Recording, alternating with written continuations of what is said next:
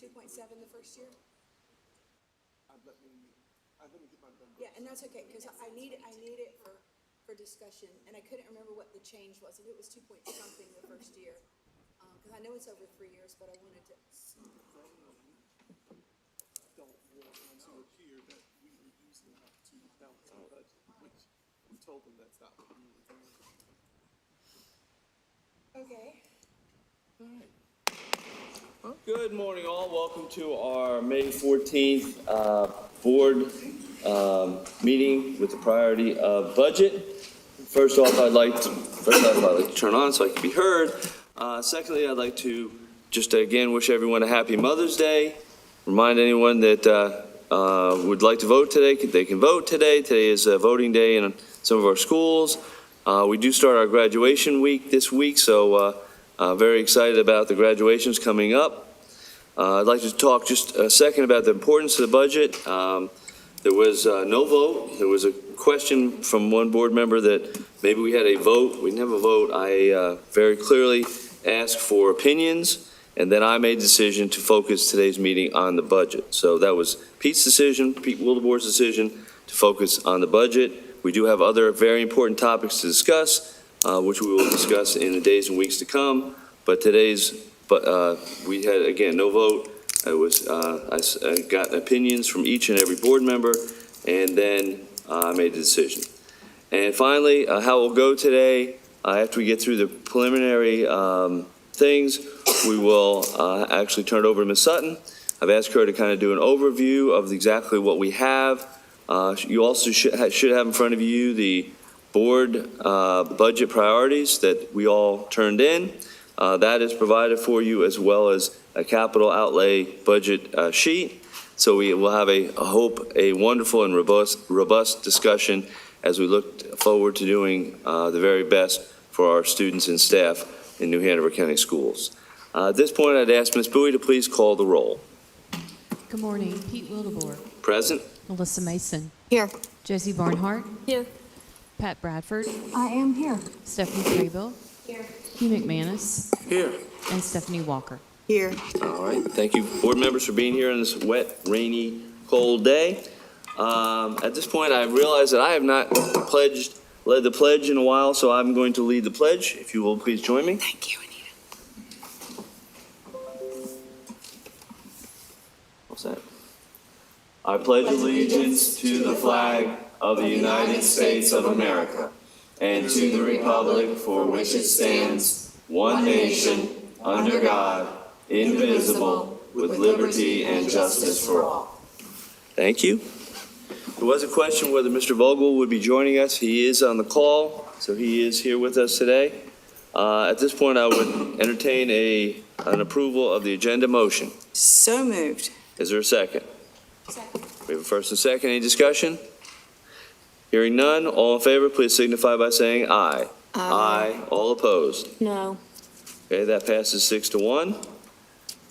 We will continue on with our budget resolution. Ms. Sutton. The information provided, we added an attachment to the agenda, but it's the same resolution that was presented. So there are no additional items. The information is being provided for more discussion, as was shared at the April 14th meeting.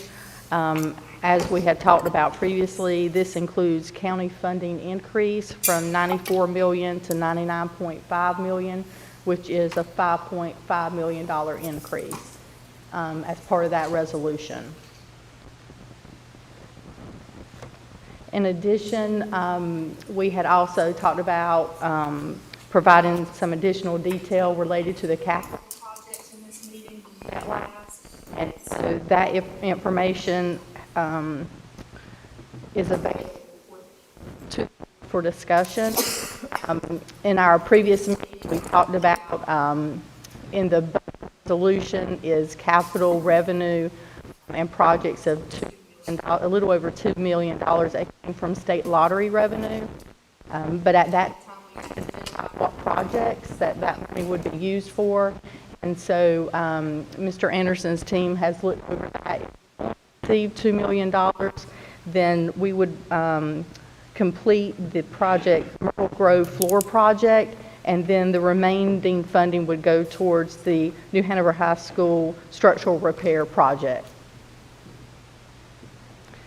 And so, just for me, it would be helpful, thank you. It would be helpful if we could go over adjustments related to the operating budget first, and then do the capital, any adjustments to capital after. I will also add, as part of the capital conversation, when you guys get to that piece, we have identified approximately $1.9 million that we're anticipating to have at the end of this year through project savings, and then also a recommendation to defer some additional projects that Mr. Anderson can go over once we get to that part of the work session. Okay. All right, let's start the discussion. Who would like to begin? Anyone? Mr. Chair? Ms. Bradford? Can I get some direction for today? What is our goal for today? At the end of this time, and how much time do we have? What do we expect to have accomplished? Okay, very good question. We have until originally stated until 11:30. There is another meeting that will happen in the other room, so if we needed to go over that 11:30, I guess we could. The original invitation actually went to 1 o'clock because typically our meetings are 4 hours, so we could carry on if we need to at that point. At the end of the day, we have to turn into the county commissioners, unless we ask for an extension, we need to turn in a budget resolution to them by tomorrow. So at the end of the day, we'd like to have that budget resolution, if at all possible, to move forward with our county commissioners. Ma'am? And follow up on that, does everyone mind if I ask who listened to the county commission budget meeting yesterday? I was there. So listened to three some of of it. us? It was I listened to some of very it. informative. And if I'm not mistaken, did they not move their dates out just a smidge? I May wrote them down. 30th is Yeah. when theirs has to be adopted by June the 1st. So they are giving themselves right up to the line, like our toes are hanging over the line. Yeah. I So wrote they're down the June same. 17th. No, he said that they're giving them the budget on May the 30th. Got that. And he will present to them a balanced budget on June the 1st. Okay. Ms. Barnhart? And I had a kind of a procedural question along the lines. You had mentioned the idea of a potential extension. If we did that back and forth, what would that look like? And in the event that we present a budget that the county does not approve of, then what's the protocol back and forth? And that's why I wanted to know maybe some advice from our attorney to see the procedural process, because I know at some point the state could potentially get involved. So just the timeline of that, if we were to delay. Mr. Vogel, would you like to weigh in on that, or Ms. Sutton, or both? I'll defer to Ms. Sutton if she'd like to respond. And please help me out if I don't answer the question, but I think I've got it. So if we ask for an extension, then today, when I get back to the office, I would submit that request to the finance officer and county manager. And then if my understanding is, they would have to reach out to county commissioners to get the approval on that, is my understanding. And then they would let us know what the extended deadline would be. Does that answer your question? Josie, she said. Yes, Okay. because I know he mentioned the possibility of extension, so I'd like to know the process of what that looked like in the event that we go back and forth. It would just be communication with the county then. That's correct. That's from yesterday.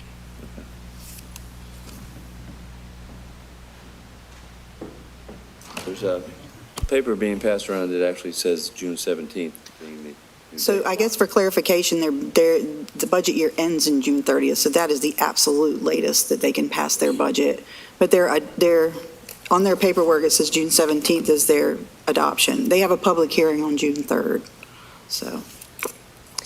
Yeah, but that's not what was stated at the meeting yesterday. No, what was stated is June 30th is the end of the budget year. I mean, that is, that's the absolute latest that you can adopt a budget, because the next budget year starts on the 1st. But this is on their paperwork, so, A little confusion there, I guess. But at the end of the day, we would love to have that in place today so that we can move forward and give them an opportunity. As Ms. Barnhart said, if there is a back and forth of any sort, then, we would have time to do that. So we're not putting them against the very last minute, neither are we, so. All right. Mr. Chair. Ms. Walker? I know this is just a comment. I hate the fact that we are put here because I know that I'm going to have a lot of questions that I don't even know the questions that I want to ask yet. So I guess in this meeting, we're going to come up with questions as we go. I watched the meeting, some of it. I had another meeting, so I couldn't be there, but I did watch a little discussion about our school board budget. And I'm I'm all over the place with confusion and questions I have, including, I heard the number today. I heard a bunch of numbers this morning when I was listening to it.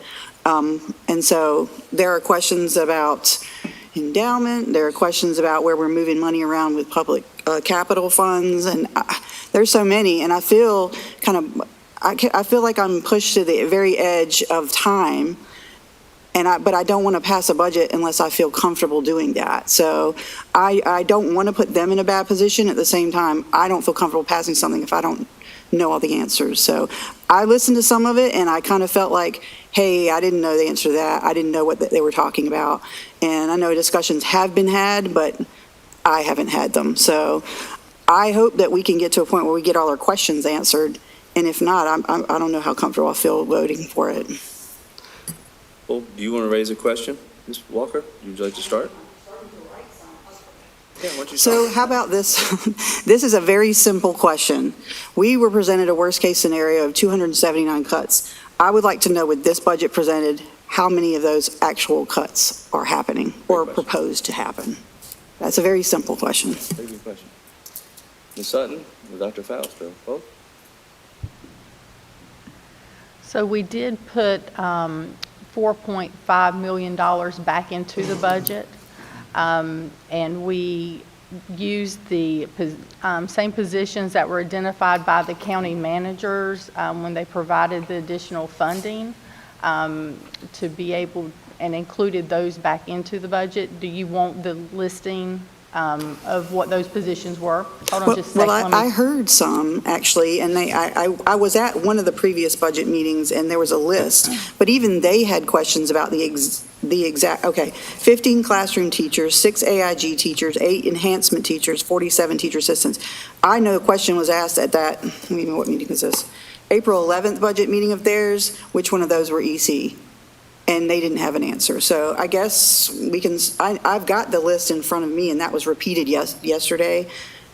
I guess the next question would be, how many of those are EC teachers that we're saving, and TAs?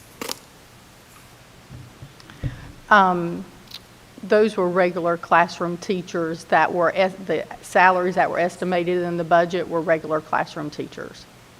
So still the cuts to EC? Yes, all ma'am. of them? Yes, ma'am. Okay. Except for the teacher assistants, we were saving EC teacher assistants. All of them? We didn't have enough funding to save all of them, but we saved as many as the county provided funding for. Okay, so that number that was in, I'm sorry, I don't have that document up, but if you give me a second, let me bring that document up. It says 47 teacher assistants, so I guess what we need to find is how many of those teacher assistants are special education or EC. We're all EC. 47. What's May I that? follow up? Ms. Bradford? Of the 47 TAs that are all EC, 15 classroom teachers, 8 enhancement teachers, 6 AIG teachers, is that $4.5 million worth of investment there? You said we put That also 4.5 back into the budget. It also includes the raise and benefit increases for our local employees, and it also provides some funding for attrition in addition to those positions. I have a question to follow up on that, because we're asking for additional 5.5, but you just said we put 4.5 back into the budget. So where did the other million go? Was used for raises and benefit increases.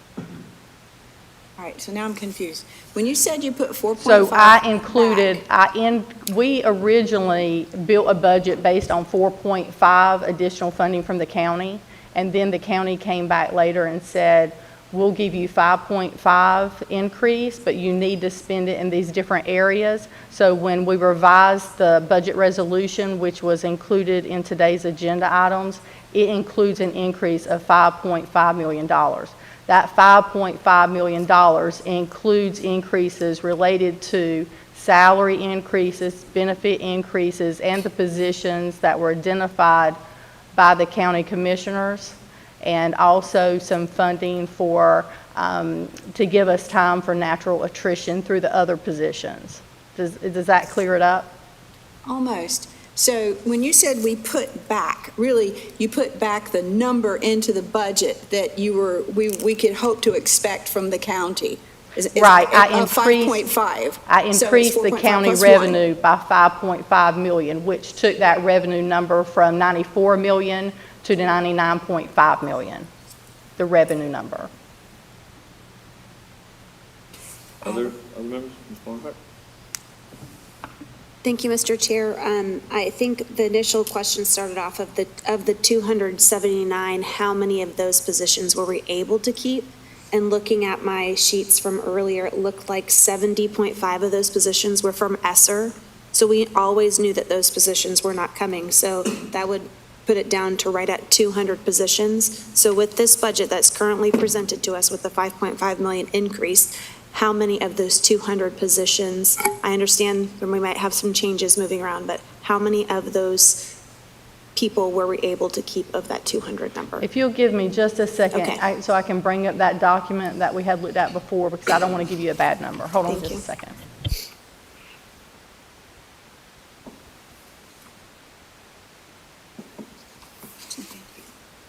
I'm going to let that come, you're next. Okay. Yeah. We'll let her just pull that up so we can finish the one question.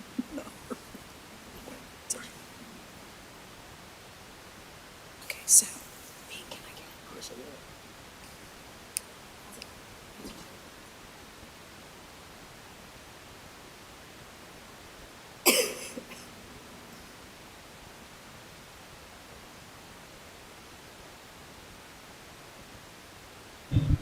That's correct. So the county was able to provide funding for 76 positions, and that brought the number of positions down to 204.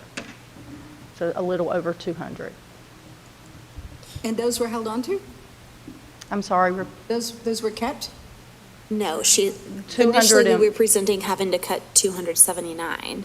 And so with the county, with the increase, we're able to save 76 of those 279. But looking at the sheet, the ESSER funding positions was roughly 71, which we knew were not coming back. So Mr. McManus? Were those positions designated specifically by the county commissioners? Because I think we have, if I remember, 76 ESSER-funded positions, and you just said that what they agreed would pay for 76. So is that 76 across the spectrum of staff, or is that specificity for any particular staff or arenas? You said earlier that they had decided certain arenas, which, just for the... Yeah, so let me give a correction. So it was 71 approximately ESSER positions that we had remaining at the beginning of this year that we knew eventually would have to go away. The number of positions that we were able to keep because of the increase in the county funding was 76. And those positions were, that they identified, were 6 AIG teachers, 8 enhancement teachers, so that would be art, music, PE, 15 classroom teachers, and we did use all of that funding for classroom teachers, and then 47 teacher assistants, and we were using that funding for EC teacher assistants.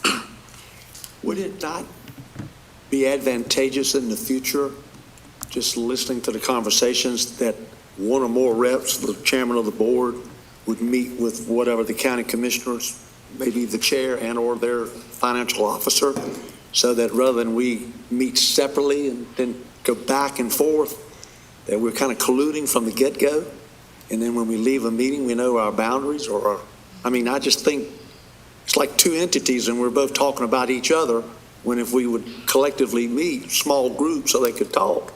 Yeah, I think that would be a great idea. It'd be a lot faster for us to reach some type of answers and understanding.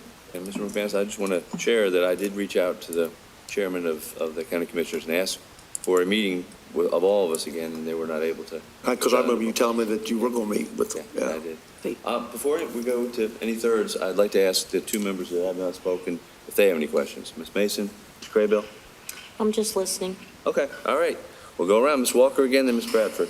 So a Bless you. follow-up question to this teacher position. I've done the math, which I think should have been given to us, honestly. If you take out of the 279, the 71 ESSER, that leaves 208, and they're saving 76, that leaves 132 still to be cut. I would like to know who decided which positions. Was it the county commissioners that decided what they were going to approve to save?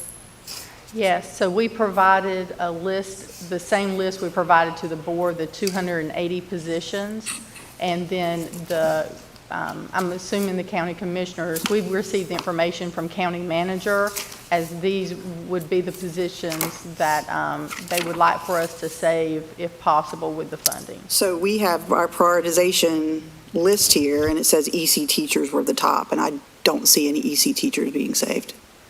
And I guess the logic behind doing TAs perhaps is that they cost a little less. Is that the reason we're saving more EC assistants? I just have to ask. Because we didn't get to weigh in, I don't think, on the positions, which is The odd. board can make whatever decision they like to make. This Okay. was a recommendation from the county commissioners, but once the revenue is provided, of course, the board can make whatever decision. But I just thought it was important to share with the board what the county commissioners would like you to do with that funding. I think that's an important fact to note, because I kept hearing over and over the county's commissioners say, we'll give them X amount of dollars, but they're going to do whatever they want with it. Which, I'm not sure why they would say it like that, but I mean, the fact that I didn't get to really weigh in on which positions were going to be saved kind of bothers me that would be said, so. And I'm going to just add that's why I've asked Ms. Sutton to prepare the sheet that we have, because we still, we haven't passed the budget yet, so we can do whatever we, as a board, the seven of us decide to do. And, the EC teachers, as Ms. Walker said, were on top of our list. And there's the money right there, basically $1.3 million to save the 17. You have that, right, Ms. Walker? Sorry. You have the sheet right here? Yeah, I'm looking at it right now. Yeah, it's 1.3 That's why I million asked the dollars. That's why I question. asked her to kind of go through, and It's our priority. EC teacher assistants would be 2.8. Pre-K classrooms, I think we already have taken care of, but AIG teachers, 1.2. Assistant principals, 417,000. And itinerant teachers, physical education, art, music, 1.7. Family life is on our list, 376,000. And then overall capital is 8.7. So Ms. Bradford and then Mr. McManus. Well, but first, I didn't understand the 132 still to be cut number from Ms. Walker, so I wanted some clarity on that before we move on to So my we were question. presented with 279 cuts. 71 were ESSER, so we took that off, so that left 208. And then in the county's budget, it adds up to 76 positions that they are saving. So if you subtract 76 from 208, you get 132.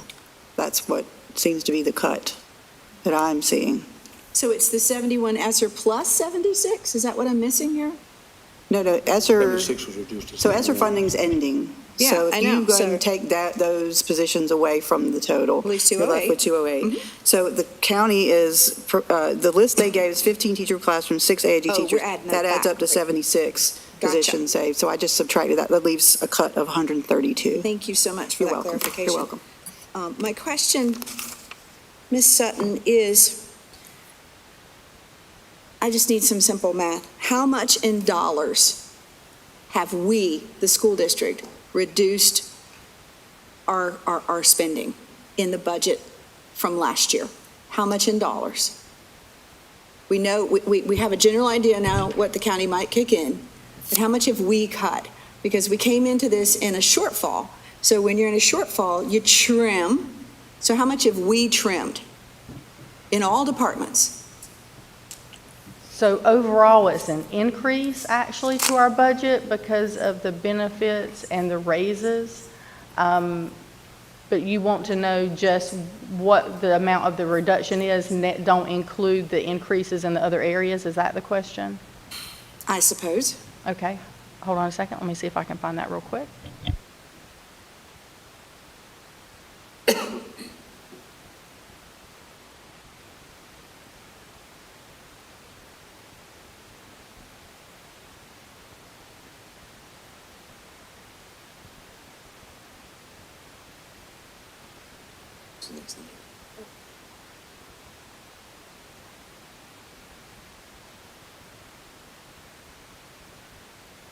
Can you speak up so we can all hear, please?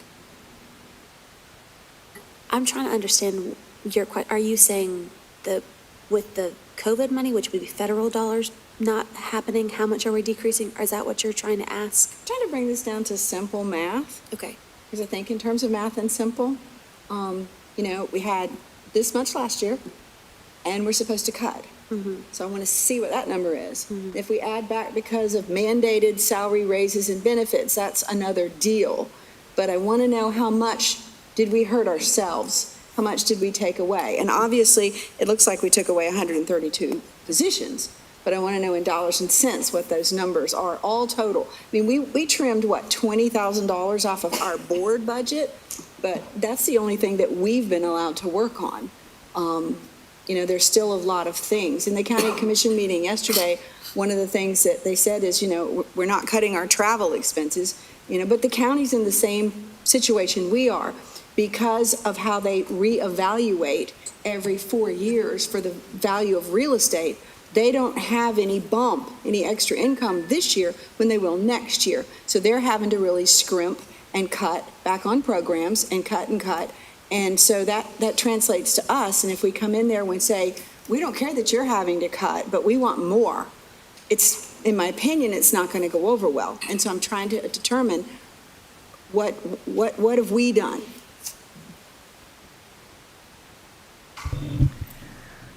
So I'm sorry, it's not going to be as clear, I think, as what you want, but I'll do my very best to try to answer the question.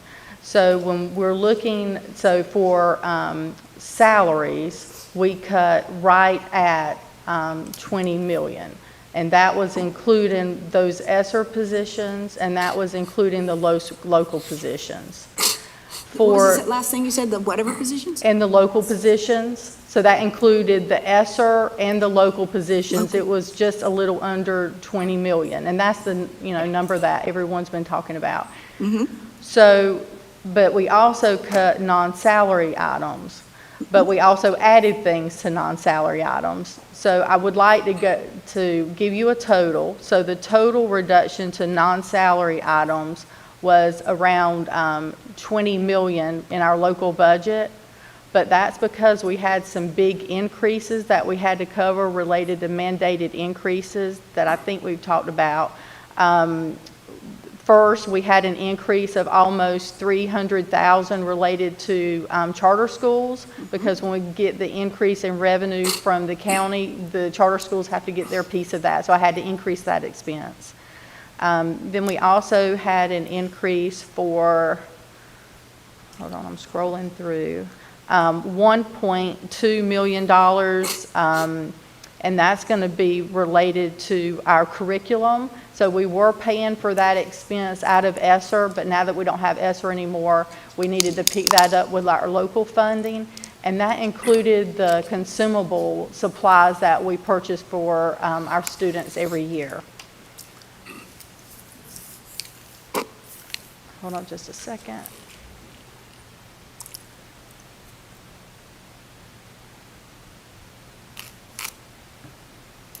And then we also had an increase for utilities that we were anticipating, and hold on just a second, I'll try to find that number real quick.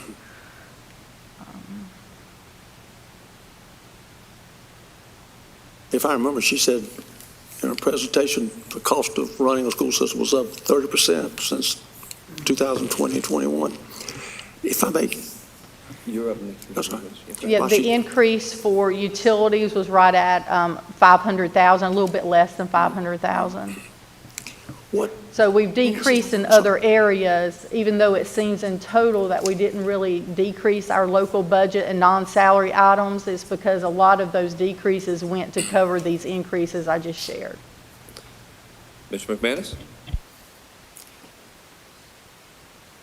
back to what I said earlier about the lack of communication between the two entities for what is super important for the second largest employer in the county. I don't know how we keep going. I've been trying to listen as well, asking questions we should ask months ago, haven't made decisions we should have. And it bothers me that I feel like we're being attacked as a board. So I've got to say this. The first year we were on the board, and we used ESSER monies for salaries, I remember I said it, and we go back and look at the recordings, and I wasn't the only one, that we would make sure that all the ESSER-funded positions were told that when the ESSER monies ran out, because they were not reoccurring, that unfortunately, but those positions would end. But now we're being accused of throwing them to the wind because they were not told. They did it 1 year, and then I understand, if you had 7 people that were on it, they should have been told. At least we wouldn't be attacked. And that really bothers me as well. So it really bothers me that we're having to deal at this level, and we got a deadline, and bless your heart, you're over there trying to figure out the numbers. No one's at fault here, but I don't feel like we've done a bad job of what we did. We were honest, and we hired a lot of people that were awfully important for our students and our staff during the COVID and post-COVID. So, but I just feel like we're being attacked. So I just had to say that. Thank you, Mr. McManus. I'm going to give one more quick to Ms. Mason and Ms. Graybill, if you'd like to say something. Yeah, Ms. Graybill? so, couple things. We wondering how, I'm going to kind of lump them together because they're kind of related. The list that we gave you for our priorities, wondering how they will be incorporated, because it looks like what you posted online has not changed. So I wondered how that was. Also wondered if we could see the list of when we had the original 279, what does that now look like, in a line item, not just generic 132, because that's kind of hard to absorb. And then wondering how, I'm grateful for all the money that the county commissioners want to give us back, especially that $5.5 million. But wondering how, and maybe that's something that Dr. Fauster, you could speak to, is how they decided on those 76 positions. How did they come up with classroom teachers? Are they gen ed teachers? Are they EC teachers? That's hard to ascertain. It just said classroom. So I'm just wondering how, I'm glad that they recognize, our AIG and our arts and music and that kind of thing. But I'm just wondering where those numbers came from. Why is the county commissioner telling us what we need? Again, it's kind of like you need to have, well, I'm not even going to go there. That's another whole subject. So I wish we could see that list of what the dollar, I'm happy to save the money, but, at what expense? So like gen ed versus EC, the EC's up there, as our number one priority, and somehow it doesn't get in. So I don't know if they intended, because when they were talking, they only said classroom teachers. when I was listening. And that's what you guys have told us, after several talks. So just wondering if those 76 positions are up to us. Like which art, music itinerant, which category of classroom teacher, EC versus regular, and then the TAs, EC TAs was our second, and we don't even have regular TAs on there, but TAs are important. But so, yeah, how can we look at that more closely? I'm sorry, can you ask that question again? All right, there's like five of them. just, All right, so number one is what what was posted in Assembly is what we have already seen. Correct. So now I'm wondering, how are we going to incorporate what these priorities were that we just gave you? So does this document have to be reworked? That's number one. And then number two, those 76 positions where, and I'm looking specifically like at the 15 classroom teachers. Are we at liberty to put them as EC classroom teachers or regular classroom teachers, or are they kind of dictating to us? Even though I heard them say yesterday that they didn't want to dictate to us, that they wanted to give us the money and have us manage it. So thankful for that 5.5 million, because that gives us a lot of latitude in there. So those were my top two. And then the third one was, can we see a list of, it used to be 279 and now it's down to whatever number, depending on who's doing the addition. Not that your addition is wrong, but what does that look like now, so that we can kind of see the potential impact? And I know some of these positions were central office, where we're kind of eliminating, we are eliminating some central office positions, but the services that they provide are being reassigned out into schools. So it's not like we're going to lose the service. We're going to maybe lose some of the oversight, but then that oversight, I'm assuming, is being transferred elsewhere too. So it may not be, a lead teacher may be back in the classroom, but the assistant superintendent who's over that lead teacher or lead area will now absorb some of that. Is that a correct assumption? I mean, that's basically, Okay. as you all remember, Dr. Barnes stated he gave you the analogy about the marbles. Yes. Mm-hmm. And so that's what it is. So those positions went through the natural attrition, meaning that it may not have been one of these positions that were listed. It may have been something else. Our goal was to get to the dollar amount. Okay. And so it came from different places. Remember when Ashley, Chris, and we sat down, we talked with you about it. They gave where we were over. And so that's where they took those positions, where we were over on the state, over on the Fed side, and they pulled out those positions to get that dollar amount. And then, we froze jobs starting, I think it was late January, somewhere around there. And through that time, those positions may not have actually been those positions of those 270. So you probably won't see all of those that will match up to the same. We had to get to, again, a dollar amount. And so that's what we've gotten to. And through June, that dollar amount will get there. So that's how, I think, possibly how to help explain it, those positions. But it's not going to be position to position. Okay. Thank you. I'm going to try to answer those three questions. So first, the county provided funding and they provided the positions, but this board, like their suggestions, I guess, for how they would like for you to use that money. But this board, of course, can make their own decision on how they want to use that revenue, that additional revenue. The document that we provided to the county, like Dr. Faust was saying, we were looking at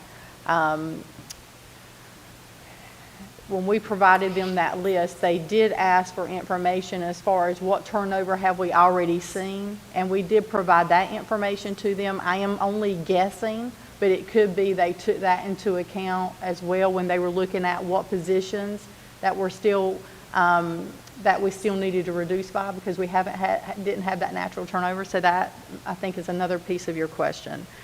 As far as how is this going to look going forward, dollar-wise, I think the answer to that question would be, but of course, this is the board making, whatever you guys decide. You could go two different ways. So one way would be you just add, in addition to what we have in this resolution, because this resolution is a balanced budget, you would just add additional positions or expenditures into this budget, which would increase the request that you make to the county. So right now, our county request is the 5.5 million. Of course, as a board, you could choose to increase that higher based on any additional positions that you want to add back to the budget. The other option would be when you, instead of increasing your request to the county, in addition to the 5.5, would be to add things to this budget and then take things away that would the cost would equal whatever you're adding. So those are your two options as we're going through the process. I do have a document where I've got average cost of salary. So if the board determines you want to add back a certain number of a certain type position to the budget and you want to know what the cost of that would be, I can calculate a cost based on average salaries. If I'll just need a few minutes to do the calculation after you provide the request. And that would include salaries plus benefits plus retirement. That's correct. And that kind of stuff. Okay. And also, if the position would receive a supplement, I would use the average supplement for that type of position as well. And Ms. Barnhart? Thank you, Mr. Chair.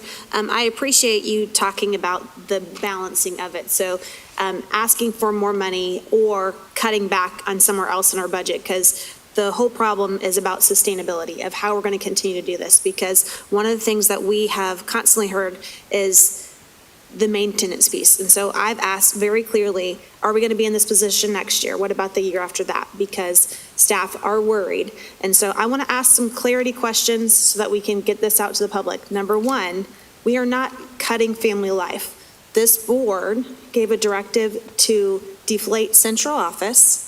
And so there's been a couple of programs that have come into question, and I want some clarity from the directional leaders to help provide what's actually happening. But deflating central office was a priority of this board. One, we're going to meet the needs of our EC students. That's a non-negotiable. Two, are we still having a family life program? And the third is, are we still having an AIG program for all of our students? I know the answer is yes, but I'd like to hear you guys explain it so that the public has that messaging. So the answer is yes. We have to have an AIG program. Mm-hmm. We have to serve those students, and we will continue serving them with the needs that are set forth in their programs. The family life, those individuals will be assigned to schools, and yes, they will still perform some of the duties that they have. It will look different, but they still will. It will not be called family life program, but they will be in the schools, but they will have to do some of the family life. So we're moving them from a district level into schools to be working with their schools. Yes. Okay. And your third question? AIG program for all of our students. He just said Answer that. that one. Well, and EC, that we're gonna service all of our We will EC students. service all of our EC students. Yes, by law, we have to service all of our EC students. And I'm going to jump in and follow up on that. So family life, say we have a teacher, I guess they're going to be moved to the middle school level. So that teacher moves to middle school level. If there's not a family life educator at another middle school, then then the physical education and health teacher would take over that role, or would there be some kind of a swapping of those people so they can cover it? So we have ideas, and we're going to sit down and put them on paper. We have not put them on paper, but They teach a curriculum. All PE teachers have that curriculum that can teach it. So we're going to go through and talk about what that looks like. We're going to bring in some school leaders and talk with them. Okay, thank you. Others? Ms. Walker? So I want to continue that conversation. So the staff that came to us and are concerned about cuts, they are being cut, yes or no? They won't be doing family life. You're not calling it family life. You're going to expect coaches to do that or other staff to do that, yes or no? So those, I think, there are how many? 4 individuals? Five individuals. They will be 4 of them will be assigned to buildings, and we're coming together with some school leaders to say what that looks like. So, I mean, I can't say that it's going to be the actual same program, but the curriculum that they teach will continue. So it's the same curriculum. I'm not sure if I got my answer. They're obviously being told something. They came and told us what they were being told, but we're being told we're not sure what it looks like. I just want to be clear that everybody knows the same thing. It's not going to be called Family Life, whatever it's called, program. So it's, okay, so there's no answer to that. Okay. Can we ask Ms. Geller to Do weigh in you have from a better HR? way to ask that question, Ms. Craybill? Because I'm not sure I Dr. know. Faison? It's Dr. Faison. So you have to keep in mind that our students receive the program for a week, okay? So our students will still receive Family Life, and I apologize.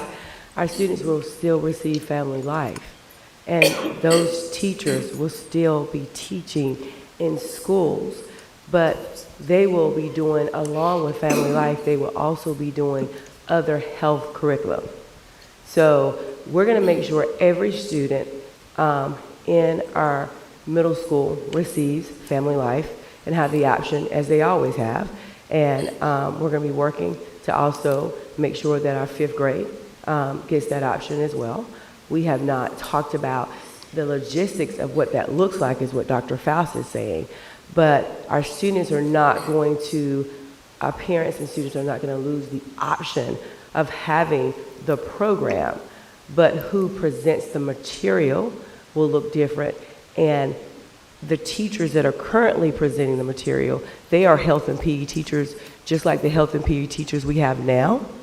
So they will be in schools and they will be doing that, but they will also be doing other components of the health and curriculum PE course, if that helps. Okay, so that means the program as we know it now is not going to be the same and done the same as it has been. So the program has been done like in isolation, so they own, sorry. Dr. Faison, the reason why we're having a hard time answering is because we don't have an approved budget. So we can't actually go and say, this is what you're going to do, because if you, just as Ashley said, if you pull in or put in other positions, then we typically don't do these until the budget is approved, and then we give the new assignment what they're going to do. So it's kind of hard to answer that, to give you a solid answer. So it's not that we're beating around the bush and we don't know, it's that we don't know what the budget is going to look like. But we wouldn't have this conversation if it wasn't potentially being cut or changed, right? So, I mean, as Ashley said, you can, if you want to put the Family Life positions back in, you just have to pull something else back out. Or we just ask for more. Mr. McManus? I'm piggybacking, I guess. I'm just not real sure that we're sure of anything. We're kind of dropping a paintball and wait and see how it splatters. We're here to make some determinations. And so either we are or we aren't. But what I hear, and I understand why you're saying it, is we're getting rid of the trained Family Life staff, but we're going to throw it on the coaches. But we don't know how yet. I assume that would include training of some kind. But so if we just say we're going to give it to the coaches and the PE, that they can do it, now let's move on. I don't think we need to do it that way. I think we need to be more Coaches have a concrete degree, about too. what we're going to do or not. So we all understand when we leave that particular item where we are or where we aren't. And right now, I don't know where we are, except we're going to give it to the PE.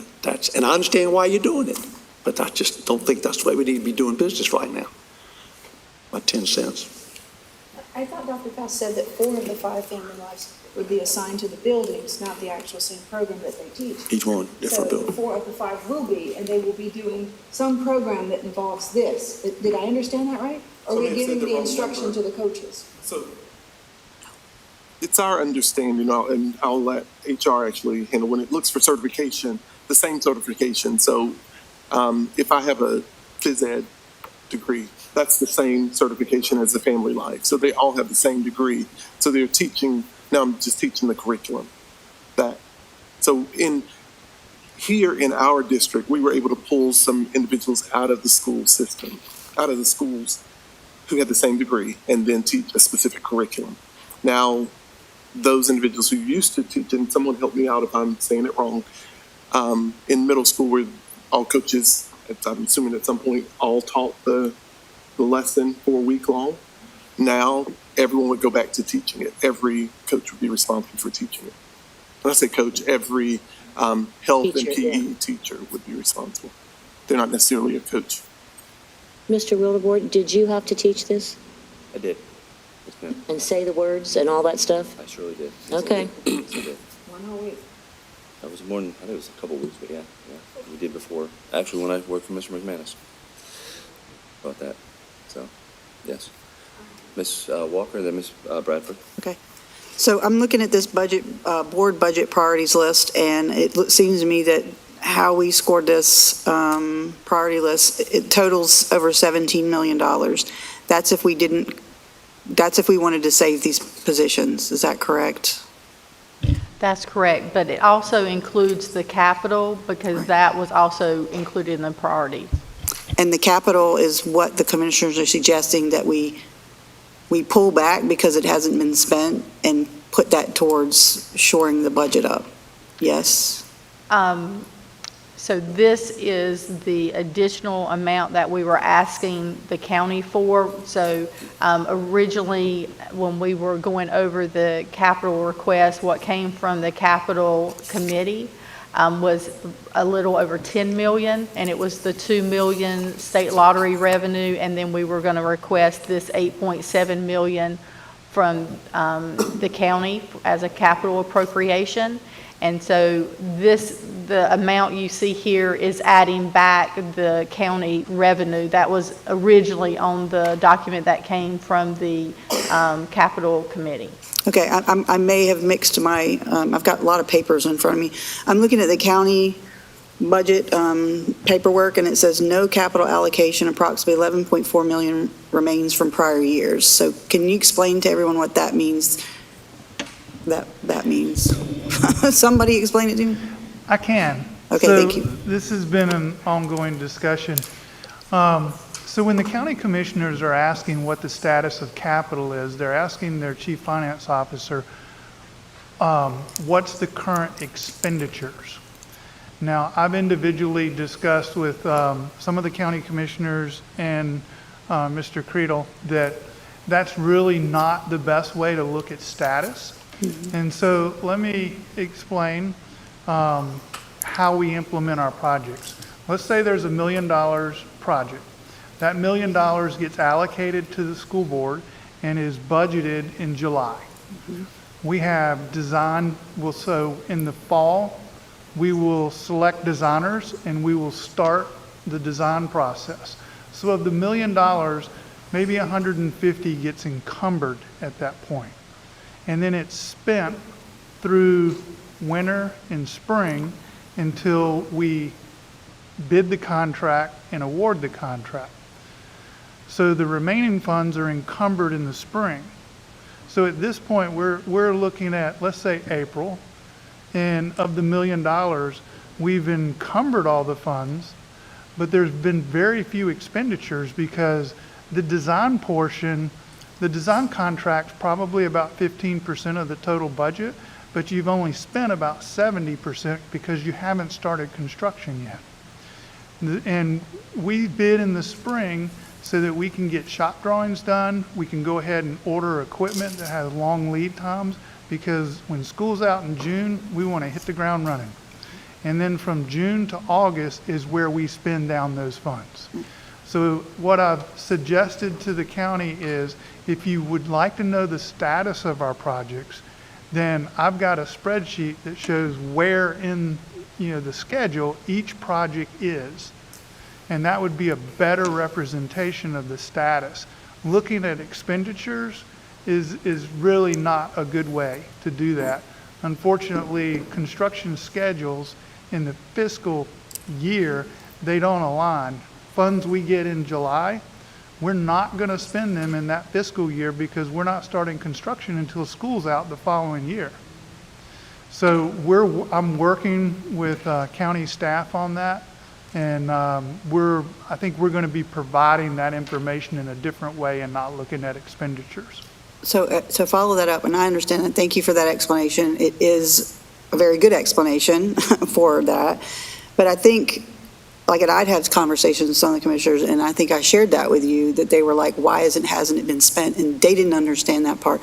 And so my question is, are they trying to take some of that back in order to apply it to our budget for next year? That's what it seemed like to me when I was listening. Is that not correct?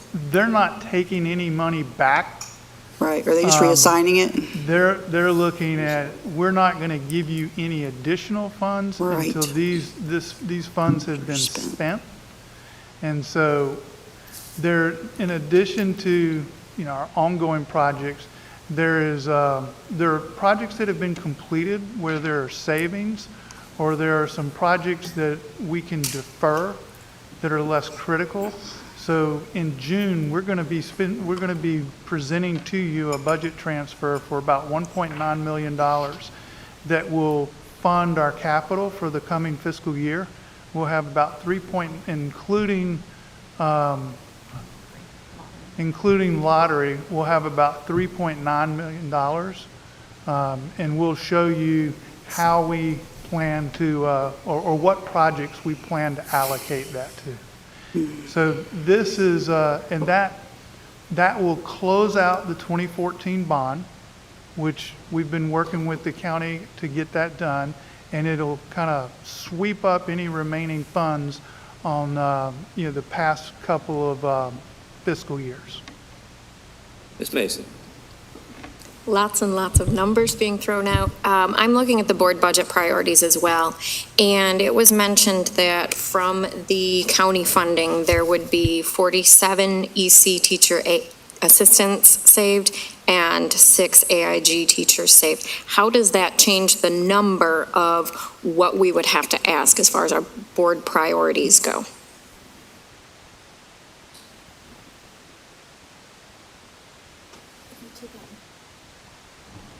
So you're looking for the cost of the 6 AIG teachers? Okay, hold on.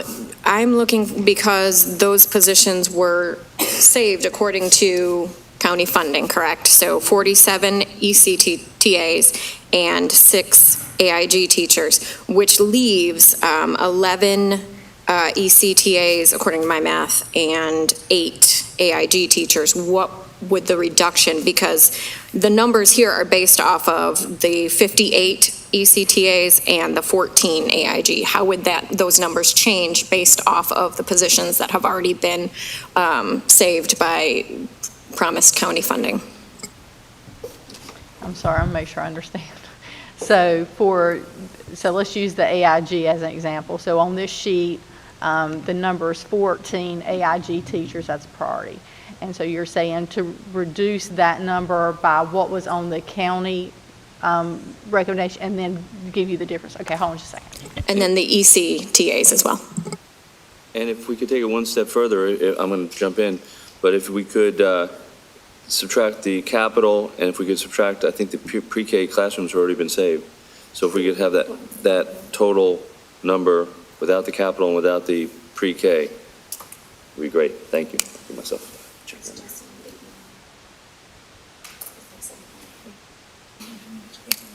And if you add them all up, it's 900. 9 million.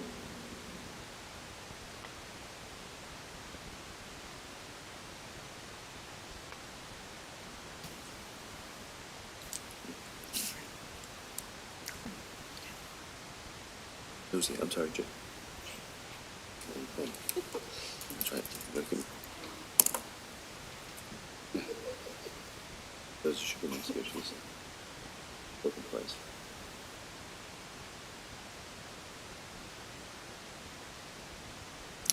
So, Mr. Wildebohr, let's just use an example of they are giving us 6 AIG teachers. So how does that affect the number that you had originally told us we were going to have to eliminate? Oh, I'm sorry. That's exactly what we're asking right I now. was contemplating and, okay.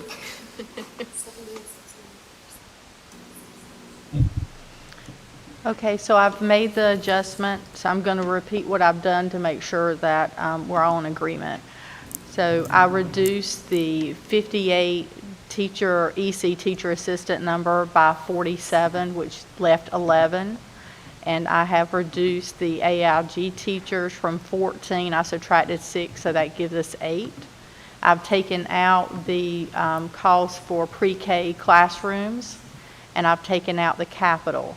And that leaves a cost of approximately $5.2 million. So if you were going to add these items back to the budget, that would be the additional cost. So that would be in addition to the 5.5 that's already in the budget. Does that make sense? Yes, ma'am. Okay. Ms. Mason, do you have a follow-up on that? Okay. All right, so then we go to Ms. Barnhart, Ms. Bradford, Ms. Walker. Yes, twice. And Ms. Mason's went along the same line of my question. So now it comes down to, that would be roughly a 10.7 million increase versus a 5.5 increase. Doing the math, that does not include capital. So that's going to be a bear that we're going to have to come together, and I think we can work with Eddie and have a prioritization list and prep them in advance for a couple years over the next few years for projects that we have to do. But 10.7. My question, and this is probably more so to my fellow board members, is what areas in our budget are we willing to look at to cut back on, to dwindle down that 5.2 number in addition to the ask? I mean, my conversations with county commissioners is they do not want to go into the reserve. That takes a super majority to do that. That'd be a 4-person vote. And so the sustainable number for them is 5.5.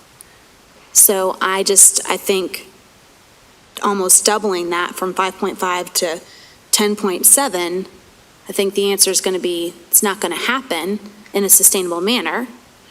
So what areas are we willing to look at to trim down on ours to make this more palatable? Bradford, then Ms. Walker. And that's just a perfect serve up to me. Ms. Sutton said we had 2 options. We could add increases and ask for more, or what Ms. Barnhart just said, we could add to and take away so that we stay in a balanced position. So one of the fascinating things from yesterday was the MHSD funds that the county gets, mental health, substance abuse disorder funds. And there was a lot of chatter about it, and I kept going back and forth, and just making sure that I really understood. But I'm 99.9% sure I followed it correctly, and that we are getting $3.7 million for nurses because the county wants to keep a nurse in every school. And we're also getting $3.5 million for therapists. It's being funded out of this fund where before it was funded out of county funds and our funds. So this is something that's moved across the balance line, but we're still getting this. So if you add the 3.7 and the 3.5 and you add the 5.5, we're at 12.7 technically. And then if you go out into the sky with the supposed wish for the 2.7 or whatever it is, it bumps it up quite a bit more, but we don't know if we'll ever get the money from the endowment or not. So we're getting 12.7. That's what it's costing coming out of the county money, 12.7. Now, the other fascinating thing that was said yesterday was towards the end, Commissioner Zappel, and Commissioner Scalise both committed to get the line item and go through it over the weekend and see if they couldn't find, same as Ms. Barnhart saying, some funds that they could take away so that they would not have to dip into the revenue fund as much. They're going to have to dip into it a little bit, but it's a sacred cow because that revenue fund was created with hospital money, and they don't really want to touch it, and they want agreement on their board. So I think that we could do as the commissioners and look at different aspects of our budget and make some cuts. We know that the only thing that we technically worked on was hours, and we trimmed $20,000 off of a tiny bit of money that comes to the 7 of us. But there's other things that we haven't looked at. And I'm just going to jump right in here, and it's not personal, but there's a $480,000 superintendent budget. We never looked at it. Is there any money there? How much did you trim out of Dr. Faust's budget? $480,000 is a pretty good chunk of change. I want to know where we cut, so that we can spread the love all across the board. So I can answer for mine. Out of that 400, 200, I think it's 68,000. Is it 268? Crystal, is that correct? 268,000, that's the attorney. Yeah, give or take. But that it's in there, but it actually is more than that. So that's just.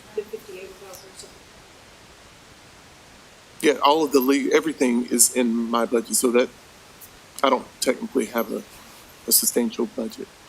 That can actually be in a line item all by itself. We just have to put it under something. It look better, make it a line item. Ms. Walker.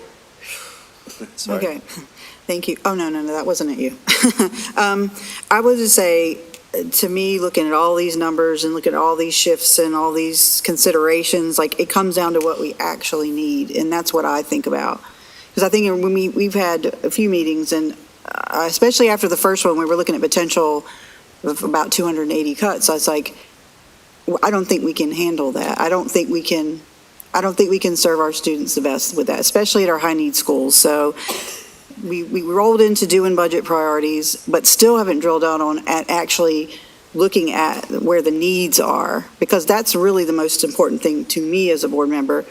If I had my way, I would like to ask for what we need. And so I know there's things we can trim here or there. I don't know if it's substantial enough to save, X amount of positions, but the way I'm looking at it, and because I've looked at other, I'll give Wake County, I know they're the biggest school district.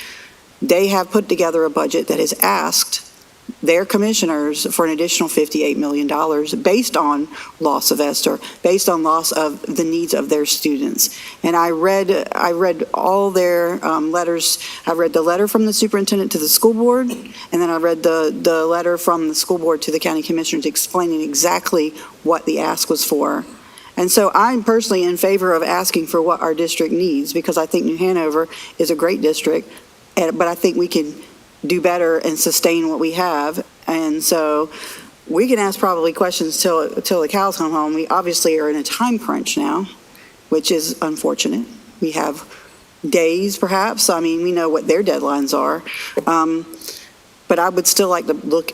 I would like to be able to come up with more questions and ask them, and before I make a decision. And I don't know if we're going to force a vote today or not. I hope not. But even so, I think I'm kind of coming to some conclusions that I can't, I have to deal with in my own school board brain, own person. I just want to say too, I haven't been very happy with reading some of the opinion pieces as well, to Mr. McManus's point about us making decisions.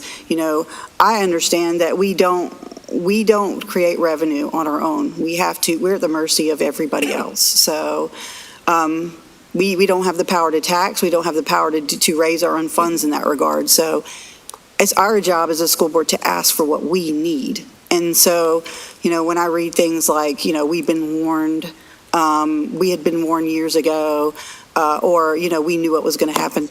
I'm going to sit here and tell you that's not completely accurate. I mean, this is my 4th budget year. This is probably the biggest drill down I've done on the budget.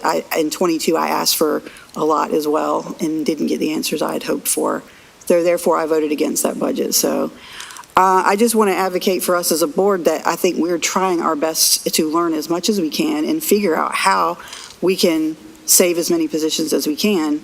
But we are, when it comes down to it, at the mercy of other folks. So I just want to leave that out there. I will have additional questions about something else, but I just wanted to leave. If we want to go for another round, I will come up with the next line, because it's another can I want to open for questions. Well, if you want to, You want to open it? Okay. yeah, just keep going. So I know we talked at one of our meetings, thank you, Mr. Chair, about this grant proposal. I had questions about our pre-K, which I'm seeing in here that the classrooms are going to be saved, because what I learned at our last budget meeting, and we had the benefit of having the county CFO here, was that they allot us a certain amount of funds for 12 classrooms, but it doesn't go as far this year. And so there would have been cuts of a couple classrooms.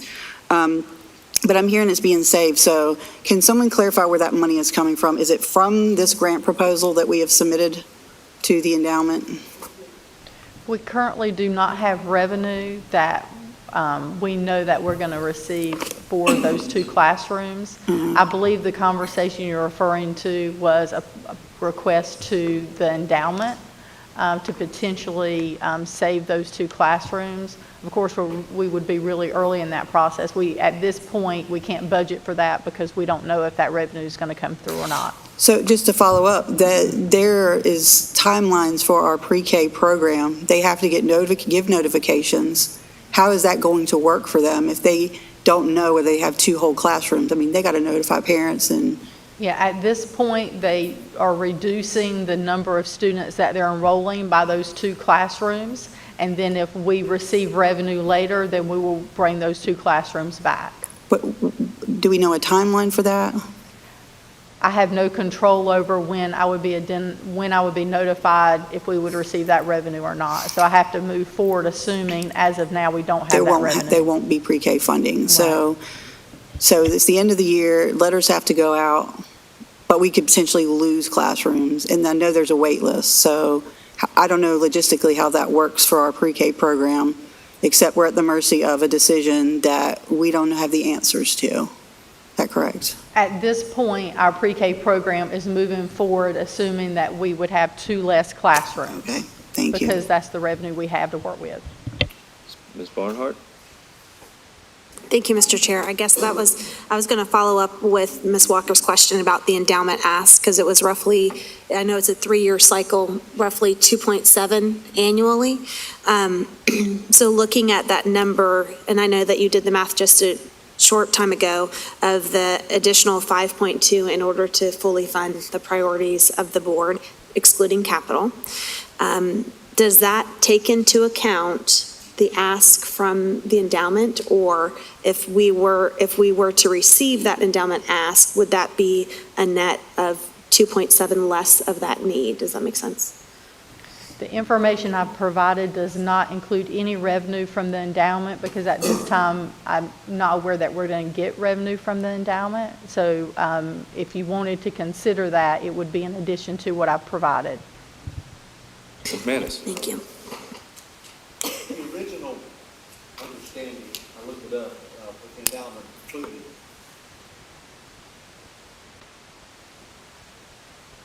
Well, yes, I am. Looked up, I know we're short some executive officers who in charge of the endowment. So here's a posting, May 7th of 24, for Chief Executive Officer for the endowment. Salary, $275,000 to $325,000 plus benefits. They can help us. We're serving students. We have staff. If we cut, the morale of this community, our educational community, is going to be absolutely horrible. For 1 year, which I think I've said about 5 times, if they'll just carry us this year to keep our staff positive and happy, then when July 1st, we start freezing every single position where someone has left. It'll be tough, but we've not dismissed anyone or a program. But we're going to pay somebody $325,000 to watch over I can do that. I'll do it for free. I'm not trying to be funny. I mean, that's amazing. And there, how many on the board? 11 of them? 6 of them are coming from the hospital. But folks, this is out of our control. Obviously. Mr. McManus finish. You done? Okay. Ms. Barnhart? I have a follow-up about what Mr. McManus just asked. He asked if there's a way to save every single one of our staff. So I want to bring it back down to this budget that has been presented. And I'll put it even in the caveat there, minus staff who are being dismissed for performance issues, regardless of that, irregardless of that. Are we having to make cuts to our staff with the budget that you currently have presented with 5.5 million additional ask? Or have the marbles fit that everybody has a position for next year? So we are on track now through natural attrition to be able to reduce to the 280 that we've identified. There are a couple of positions that don't turn over as quickly, so we have anticipated the need to carry those positions into next year, and that's when I referred to earlier that we had some money set aside for the natural attrition, and it's for those positions that we've identified that we don't think will turn over as quickly. Does that answer your question? I mean, that's what I was trying to get at with Mr. McManus's point. What you're saying is based on the steps that we've taken, everybody has a position minus performance evaluation issues. Right. We do not plan on a reduction in force. We plan to be able to get where we need to be just through natural attrition and the funding that we have here as part of the balanced budget that was presented in the resolution. Graybill. Excuse me, you're out of order. Ms. Graybill. Yeah, so, back to the list when you were taking off the number, taking off, on itinerants, we have 24. Can we take off the -8 that they gave us so that we can change that number? And then also, too, how many people do we know that have gotten an actual letter, which is what we've been kind of hanging our hats on, have gotten the actual letter that their position is being eliminated? And in what categories are those, so that we'll know? Like, are they coming from leadership? Are they coming from, like, senior leadership? Are they coming from the next layer down or the next layer down, the central office people? I'll do my best Dr. Barnes impersonation. Okay, thank you, with your pink so- backpack. So far, it's central office positions only, where staff have met with their department assistant superintendent or senior leadership, and they have been individual personal meetings. And those are also the only positions where letters have been provided. And they've been various positions at this point in time. So I think it's, yes, that's the answer. There are no school-based staff at this point in time that have been spoken to because there isn't a budget that determines which of those positions. Right now in HR, we're monitoring that attrition, so that way we can identify those positions, as Ms. Sutton has said, that we don't see as much turnover in, that we need to keep an eye on, as well as some positions, in reference to Dr. Faust's comment about the marbles kind of falling into place. Some of the positions that we may not have internal staff that can move. So we may have a marble that might not be falling into the right hole, so to speak, and that's typical at the secondary level. So chemistry teachers, math teachers, if we don't have internal staff right now and we have an individual that leaves a position, we may need to look for, of course, outside another chemistry teacher or a math teacher to fill that vacancy. Does that make sense? Yeah, I'm looking for a number from central office staff. I'm not sure of the number. I can definitely get that for Have you. gotten the letter. Absolutely. we can get that number for you. I don't have that today. Ms. Graybill? Yeah, but Ashley was going to give us a number. So I've reduced the itinerant, or some people call enhancement teachers, art, music, PE type positions, from 24 down to 16, a reduction of 8. And so that brings the new total to 4.6 million. And so if you add the 5.5 to that number, you're at 10.1 million. So, Mr. Woodward, can I ask one follow-up question on that? Oh, no, okay. No? Yes, go ahead. Oh my gosh, it just went out of my head that fast. Oh, so the 5.5 million that the county commissioners, that we've already asked for, to be recurring, correct? And they've all agreed to that. Are we suggesting that this extra 4.6 be a recurring cost or a one-time cost?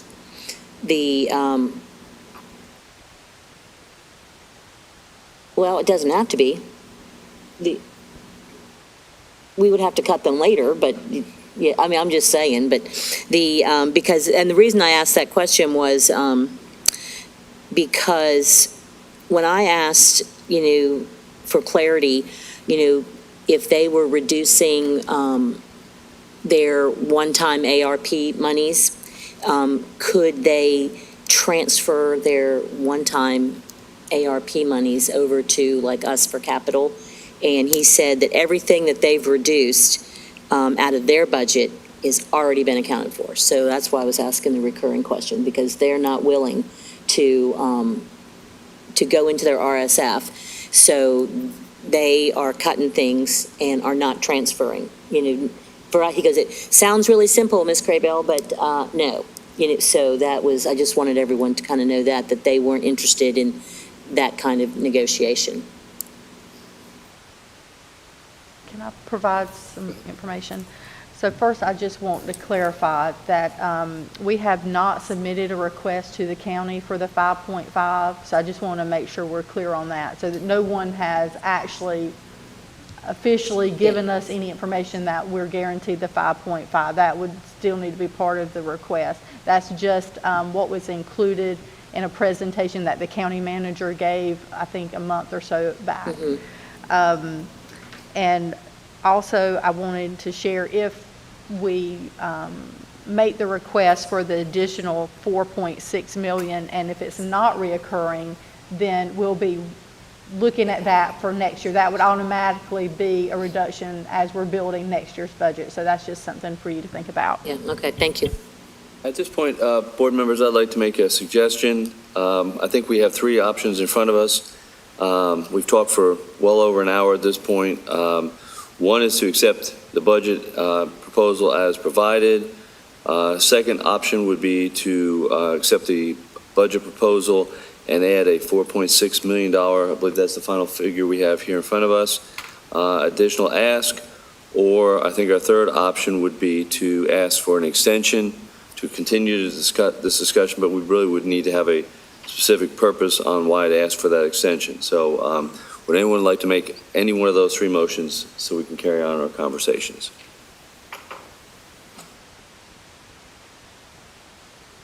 Going once, going twice, going three times. Ms. Walker. Well, I'm not making a motion. I'm just, there are a lot of numbers that we've just thrown around here, and I need more than like 5 minutes to think about that, because if we're being asked right now to put in a motion for one of the three choices, I don't know if I feel comfortable yet doing that, only because I don't know if all my questions are even answered. I probably will have more. And we have, it's 10:23, so much longer do we have here? At least another hour? Well, like I said, I found out that the other meeting is in the other room, so we could actually go to the 1 o'clock originally provided if we so chose. So but you're asking us to make a motion now based on those three choices? Well, unless you have another choice. No, I'm not saying about another choice. I'm saying, have we asked all the questions we need to ask? No, we can keep going around. I'm just saying that we could, but I'm only one vote, so. All right, if we don't choose to, that's fine. Mr. McManus, just to let you know, I've come up with three things we could do at this point, which is one, approve the budget as provided, Two is approve the budget and ask for an additional $4.6 million. Or three, ask for an extension. So, but if we're not ready to do any of those, that's also fine. Ask for extension time. So, Ms. Bradford? So I have a couple more questions. We've been looking at board priorities and we've been whittling that sucker down. So we've heard the staff and Dr. Faust talk about family life. So I feel like I have an understanding of what that, in the present budget, what that looks like and how that would go. We haven't talked about, I'm looking at the lower priorities is how we rank them. And it's nothing against assistant principals. I'm just, what's the logic, what's the rationale in that removal of four full-time assistant principals? What's the story there on how we believe we can do that and why we believe we can do it and so on, please? So we have a formula that we use to determine how many assistant principals each school is going to receive, and it's based on student enrollment at that school. And this reduction would put us in line with the formula. So we actually allocated 4 more than we would have if we went strictly by the formula that we already have in place that we've been using. We usually try, if a school is going to lose a position, we really try, if we have budget, to give them 6 months to a year to make the adjustment within their school before we actually move that position to a different location. And I'm going to speak to that a little bit. I've spoken with a lot of, I think a lot of these happen at the elementary level, and I've talked to several of the principals, and most of them, I won't say most, everyone I spoke to advocated to continue, even at somebody else's school, the assistant principal role. It is a vital role. And, for a principal, even in a smaller school, to try to do all the things that are required of administration, it does become rather challenging. So, I know I've talked to one principal and they use their coach for part of the coverage and they do this and that. You think also on safety issues. You have a principal, if you only have a principal of a school and that principal is sick or at a principal's meeting, any number of things, then that leader is not on campus, and that becomes another concern. So, Mr. McManus? Thank you. In the midst of our most unfortunate safety arena this year, with things going on, not just here but across the country, but relating to us, having been a principal for many years, you were elementary principal, cutting assistant principals is going to affect the safety and the welfare of a school and the mental health of the principal. I can promise you that. We have 3 high schools that are well over their capacity. We got elementary schools that are well over their capacity. And cutting staff is not a solution. That's just creating another problem, a big problem. Thank you, sir. And quite frankly, I'd like to add a 4th to that list that you recommended. Go ahead, please. We proposed the budget to cover all of our staff as needed for a year. And then after that, we start freezing July 1st issues. You making that motion, sir? Yes, sir. Okay, we have a motion in front of us to support the additional staff. I'm going to let you say exactly how you said it, please, sir. Whatever the final number would be, Dr. Faust, to not lose any of our staff. Okay. Is there a second? Yes, I will second that. Okay, we have a first and second discuss. So we do have a motion in front of us. Is there any discussion on that? Ms. Barnhart. Thank you, Mr. Chair. So as we've heard from staff, it sounds like minus performance-based issues, all of our staff will be kept with this current budget proposal of 5.5. So you are making that recommendation to keep the 5.5 number as the ask. Okay, thanks for that clarity. My bad. I don't think that's what I don't think that's what he thinks. She's saying that you're going to just take the 5.5 million suggested because all our current staff would be covered with that because, as Ms. Sutton just said, of attrition, et I'm cetera. sorry. So I'm half deaf and you don't talk to the mic very good. No, to Please keep our clarify. present staff, whatever that final cost would be. 17 And million. then July 1st, we begin to freeze positions. And through that year, that should solve the budget for the next year. So that, I believe that would be at $4.6 million additional cost.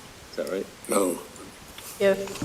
Can I clarify? Please. So my understanding is the motion being proposed is that we would not have any reductions of positions. So in essence, we would not reduce the 279.33 positions that were presented, that we would include all of those positions in the budget for next year. Is that correct? Yes. That's the motion, okay. The cost of that with the increase in benefits, and as I had stated before, using average salaries, would be approximately $22.7 million. Is that including the 5.5 or not including the 5.5? Sorry, that does not include the 5.5, so we would, but the request to the county would be the 22.7 million. Take care of the 27.5, 22.7. I wrote it down, I'm not even reading it. Okay, so we have a motion in front of us to increase the ask to the county for $22.7 million.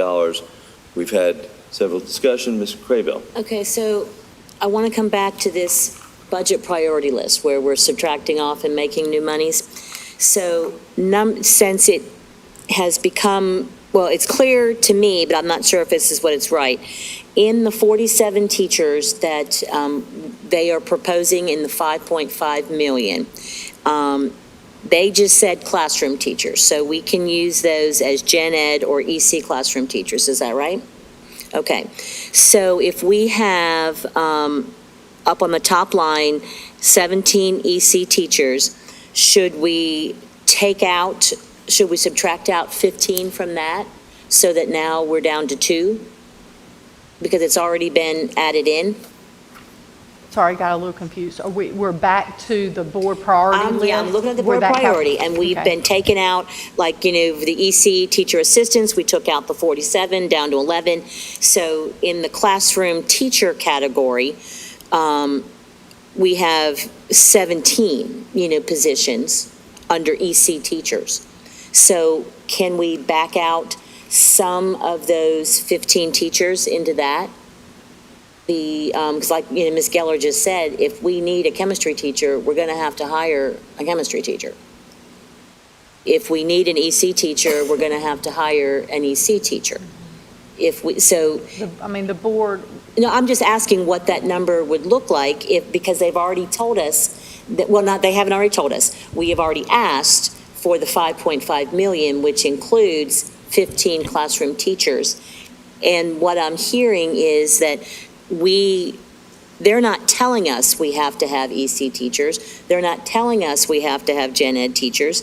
They're telling us that they're proposing to us that the additional 5.5 can cover 15 teachers. So I'm just wondering where on this priority list, because I'm trying to get to how can we use this priority list if we're going to be changing the resolution. So we went through the exercise, so let's figure out how it might help us. So I guess you're asking, let me clarify. So you're basically saying if we took the 15 teachers that were being provided, maybe, classroom teachers, and we subtract the 17, so it would only be 2, that 4.6 would also come down. Correct, and I wanted to see those numbers before I voted on this one. And then to that same point, in the family life education, that we're technically, from what I'm hearing, not eliminating the positions. We're eliminating the upper, I just want highly qualified teachers teaching our children every content that they have. So if we're not really, I know that. So I'm just saying, this is not to recommend taking the 4 family life educators, off of this list, which we all thought was important. But if we are saving their jobs to be just in a different place, is that not saving their job if they are highly qualified teachers, to do that? This is not a controversial. Well, it is controversial for some of us on this board. The whole conversation of sex, and sex education and reproductive life and all that kind of good stuff. So we do need a special quality or especially trained, which we can get them trained if we need to. But I'm just wondering, are we really, I think we are saving those spots we're just reassigning them, but with the caveat that they might have better training. Some of them might need more training than others. But anyway, so what does that 17 minus 15 look like? It's really a trade, unless I'm misunderstanding something. Maybe I'm just talking in circles. Yeah, so the balanced budget that was provided to you included bringing back into that budget 15 teachers. And so if you're saying instead of the 15 regular classroom teachers that we brought back into the budget, that was included in this resolution, instead you would prefer to make those EC teachers. EC teachers are normally a little bit more expensive than a classroom teacher on average, but I think I would just say that's an even trade if that's what we're saying we want to do. And maybe I'm misunderstanding. But I think she's asking if we subtract, we're at $4.6 million. If we subtracted 15 positions off the top, what would that bring that forward? So we would, in essence, only be bringing two EC right. teacher positions back into the budget. Right. Is that what we're saying? Right. What would that figure I'm be? not certain what I'm saying. But what I'm saying is that we get to make the call if it's gen ed versus EC. And so if we've already asked in this budget proposal for 15 extra in that 5.5, then should we then not take it off of the 17 EC? I don't know. I don't want to be that specific because I don't know what you guys need. You know what you need for gen ed teachers. You know what you need for special ed, and that's what we would hope that you would work out. Dr. Faust and all of you would work that out. Who are we to say, we think you need 15 EC teachers, or we think you need 15 classroom teachers, because we don't know what the attrition is and what the openings are and who's going to quit at the end of this school year because they're just unhappy with the school district. We don't know what's going to happen come June 30th, because people are just getting through their testing right now. So. Right. The resolution that has been presented to the board is the superintendent's recommendation, and that was built on feedback from senior staff and the departments that report to senior staff leadership. So I'm not sure if that helps answer that question or not, but that's where the recommendation came from. And of course, that was based on the revenue that we knew that was available to us, because we knew we needed to bring a balanced budget forward to the board. Can we get that figure though? If we brought that EC teacher number down to 2? Approximately. Yep. So if we reduce the ask by 15 EC teacher assistants, then that teachers, not teacher assistants. Teachers. Top line. So we're not looking at the board priorities? We are. We're looking at teachers, EC teachers. So that number that we had originally at 17, let's make that 2. What do we end up with? If you make it 2, then the total request, but you're not, I just want to make sure we understand, so you're just reducing your request to the county. You're not doing a trade where you're saving EC teachers instead of regular classroom teachers. That's what we're doing. Okay, so if it's a trade and you're saving one instead of the other, there's no impact because they're about the same average salary. Okay. Do you understand what I'm saying? If it's, Gotcha. They're not trying to add this. why don't you, so they can hear you. So is the question that you are not wanting to add the 15 gen ed back, you want those to be EC instead, therefore your additional request is only 2? Does that make sense? I don't want to be like asking something that that's way out of my lane, because that's not what I do. That's what you do. So we have incorporated already into assuming we would get an additional 5.5 million from the county.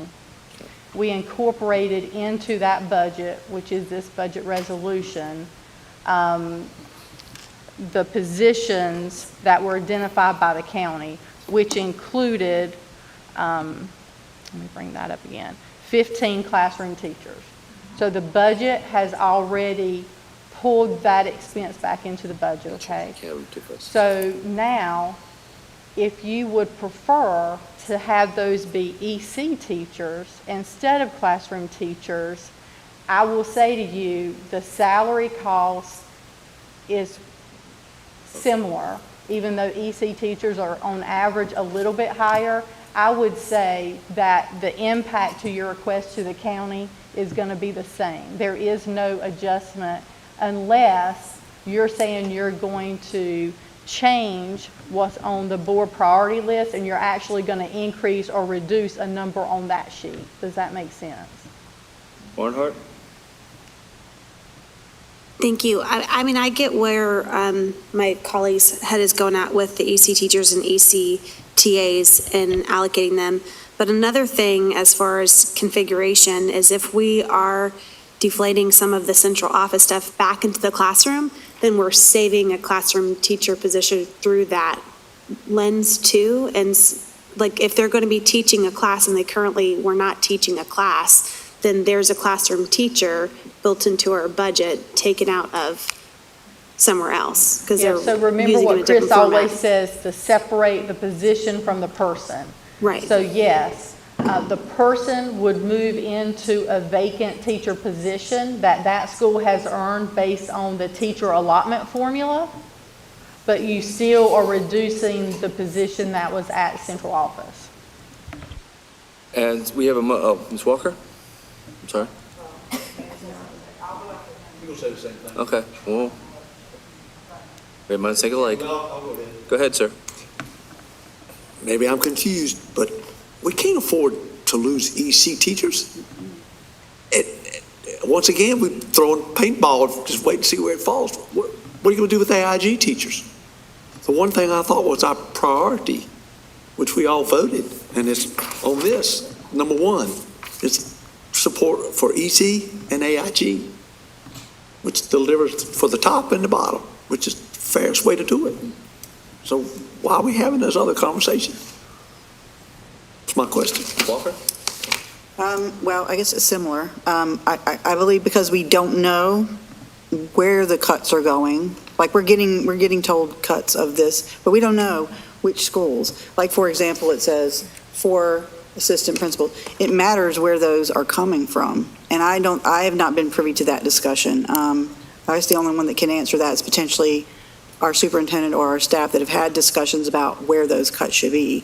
But I am not inclined to cut based on the fact that we need to know where the needs are. Like that's what you have to look at. You have to look at where the needs are more important. I mean, I've already seconded the motion to not do cuts, so I feel like everyone's needed. But, and I heard a curious kind of conversation after the school one was about community colleges and how it helps with workforce and it's a gem.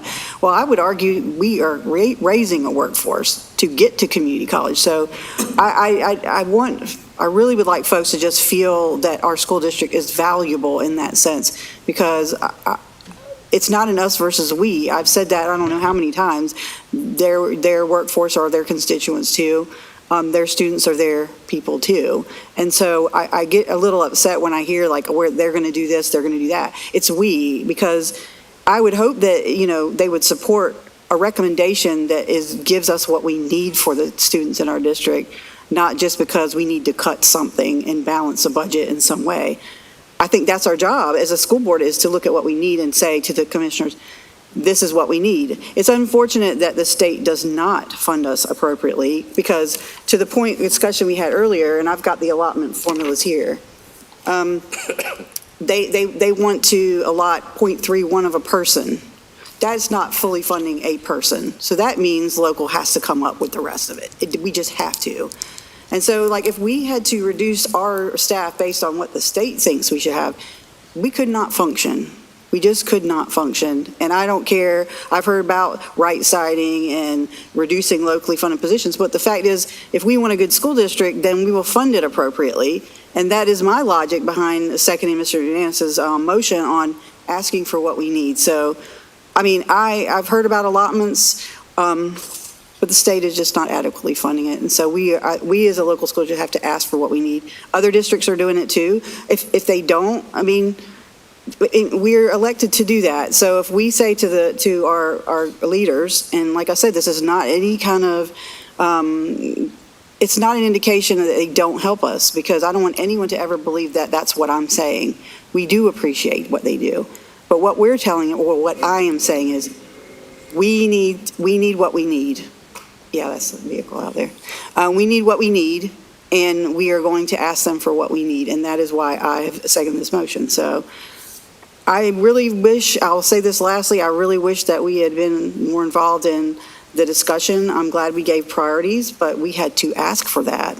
And we have to approve this budget, so we have to be good about what we approve. So I will just say, I'm speaking up on behalf of all of us. We're working very hard to understand and ask the right questions.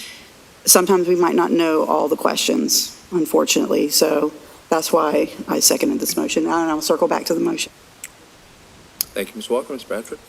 Clarifying on the classroom general education teachers, no matter what we do, can we stipulate that go to EC? Are we allowed to do that? Yes. Okay, thank you. I need help. Stipulate to who, Pat? Pardon me? Stipulate to who? Us, ourselves? Yeah, it's just part of maybe one of these motions. You know, we want to say BC, that was our priority, and we've got this sort of just a suggestion, a strong suggestion, that we use what we've got coming for 15 general ed classroom teachers, so we can say, let's use that for EC. It doesn't change the dollars. I'm just saying, can we do that? And I think she said, yeah, that will make me feel more comfortable. What I don't understand right now is, earlier we were at the 5.5 plus the 4.6. It came out to 10.1 of a new ask. How did we get to 22.7? Because I'll be honest, I can't vote for 22.7. I just can't do it. I've listened to their meetings, and they're going to have to make a tax increase to do that. I mean, it just, so I need to know how we got from 10 to 22.7. The 22.7 was based on the motion, I think that's currently on the floor, to not have a reduction of any of the 279.33 positions. So in essence, to keep our positions the same as they are this year. Okay, so let me extrapolate that. So with the budget proposal that we have, plus adding back the net number off of our priorities, that did total 10.1, correct? Approximately. So if this motion were to fail, that would be the budget that's proposed, adding back the priorities that we've gone over and right well, to add back that 4.6 in priorities, but not every job of the 279. I'm not sure we really understand the motion that's in front of us, and I'm trying to understand it. But we're saying, let's add back the 279, even if those people have left us and they've moved on, and that's a vacant position. And I'm not so sure that that's where I don't know if we're all thinking the same thing. I don't know if we're all understanding what this motion is. The estimate I gave you, the 22.7, does include all positions, whether they're vacant now or not, includes student facing, and includes central office as well. It includes all the 200, and I'll round up the 280 positions. Thank you. You know, Ms. Walker? I do. Okay. I want to follow through, Okay. because I did write a question down about that actual line of reasoning. I was told, I was made informed that there are some central office positions that are student facing, and I'm not at this point sure which ones are told they don't have a position anymore, or which ones are told they're moving back into the classroom or which ones have just been told they're being let go. There was this whole discussion about letters. To me, it made it sound like if you got a letter, that's official. But I know that people have been told in prior months that they are not going to have a position without a letter. So it's confusing to me. A loss obviously is a loss no matter what. And I know we're looking to attrition, but how they got there, did they want to do it? Did they resign? Did they retire? Or did they know their job was getting ready to get cut? I mean, these are all legit questions because we keep leaning on attrition and people leaving. So I just want to leave that out there for y'all to think about as we look at reduction in numbers. Like we have motioned to keep all the positions. There was a need for them. I believe there's still a need for them. So that's why I'm advocating for that. Thank you, Ms. Walker. Ms. Bowie, would you please call the roll again? This is Mr. McManus's motion to fully fund the 279 positions at $22.7 million. Ms. Bowie. Pat Bradford, No. Stephanie Walker, Yes. Melissa Mason, No. Hugh McManus, Yes. Pete Wildebohr, No. Josie Barnhart, No, I can't do that. and Stephanie Craybill. No. Okay, that motion is defeated 5-2. We can go on with another motion, or we can just go back to conversation.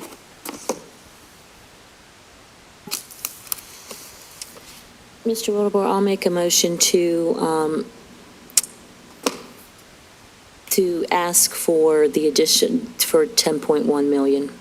I'll second I'll that. second that. I'll beat you to it. I'll second that. A motion from Ms. Craybill, second from me. Well, I'll beat Ms. Barnhart. Ms. Barnhart has a second. All right, discussion on the $10.1 million ask. Ms. Yeah, I'll go first. I would offer Go to ahead. amend and throw in the stipulation about the EC teachers. Just make No. sure we get that. I don't want to add that stipulation because I think that the school district can manage that. If we ask for it and we need EC teachers or we need gen ed teachers, I think the staff needs to have the professional judgment to say where we need, because we don't know who's leaving and we don't know why they're leaving. So why would we try and force marbles into holes that don't exist, or that, a big, huge marble into a small hole? But the reason I brought that up is Craybill, I don't mean to stop you, but well, you asked me since I made the motion. yeah, I know, but she's actually making an amendment, so I just want to finish that piece, and then I'll get back, right okay. back to you. Ms. I Bradford, thought she asked me would I amend, and I was explaining, no, I would not. Are you trying to make an amendment? I was, yes. Okay, please.